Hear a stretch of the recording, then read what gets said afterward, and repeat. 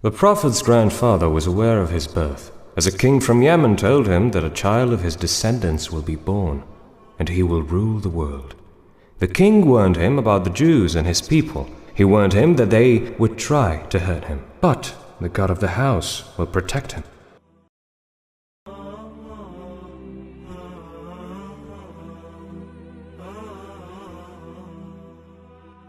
Take care of him, and I named him Muhammad, to be praised in the earth and in heaven. When Amina bint Wahb gave birth to our Prophet Muhammad, she said, She saw light get out from her and reached Busra palaces from the land of Damascus. What a blessed boy.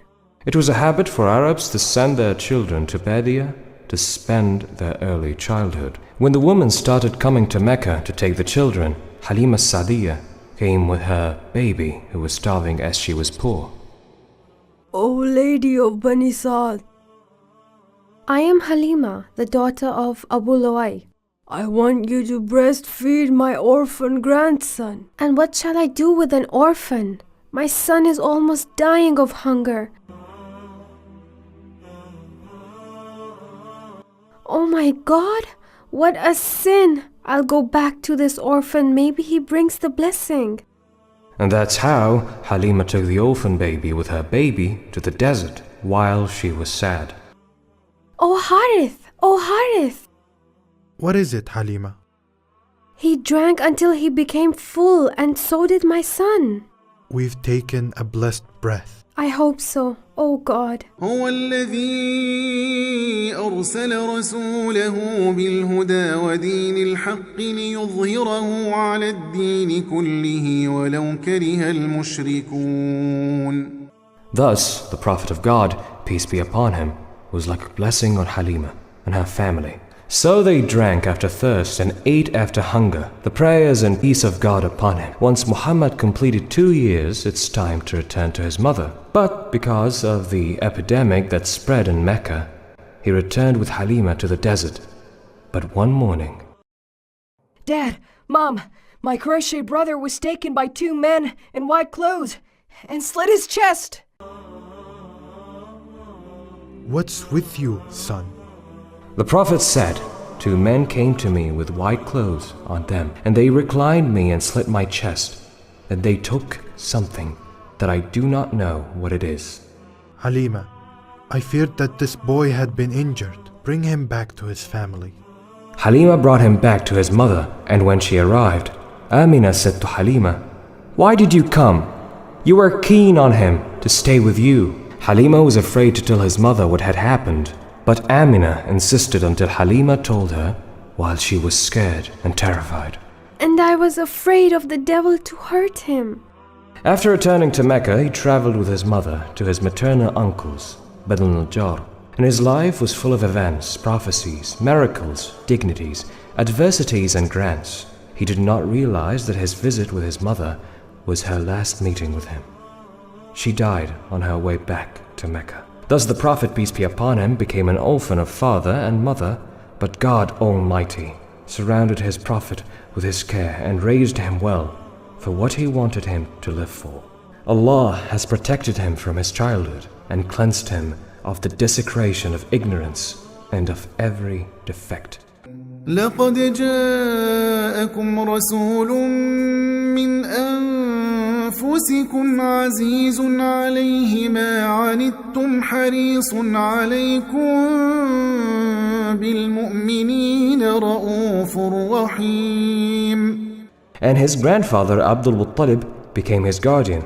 Peace and prayers be upon him. My father told me that he felt that his time is drawing near, and that he is worried about Muhammad, and I told him that I will take care of him. Oh, Abu Talib, you have many children, and you are poor. But I love Muhammad a lot, and I feel that I love him more than my own children. Your father is on the deathbed, and he wants to see you and your brothers.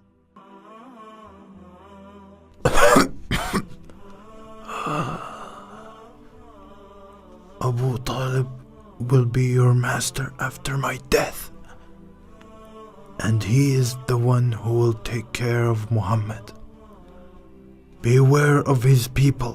If they hurt him, support him. And if they fight him, support him as he is right.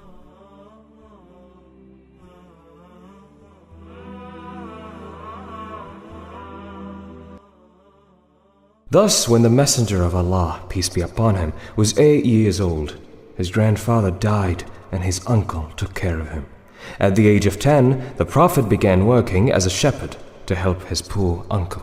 His dignity and pride prevented him to eat at his uncle Abu Talib's house without helping him, and the sheep which were pastured by the Prophet were not like other sheep, and cattle cared for by others.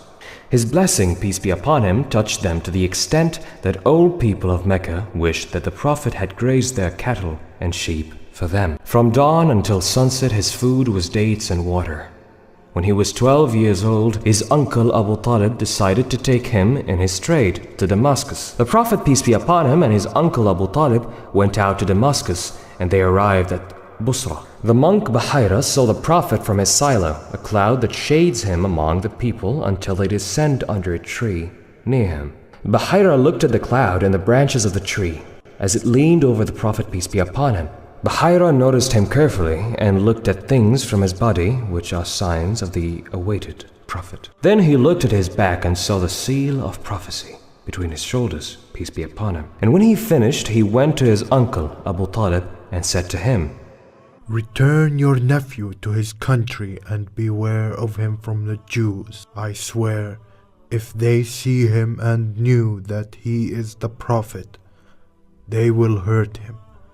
A great destiny awaits your nephew. وإذ قال عيسى بن مريم يا بني إسرائيل إني رسول الله إليكم مصدقا لما بين يدي من التوراة ومبشرا برسول يأتي من بعد اسمه أحمد فلما جاءهم بالبينات قالوا هذا سحر مبين. Bahira confirmed to Abu Talib that what Abdul Muttalib said is the truth, and that Muhammad, peace be upon him, would have a great destiny waiting for him. Abu Talib became more worried about Muhammad from the evilness of the Jews and the people of Mecca.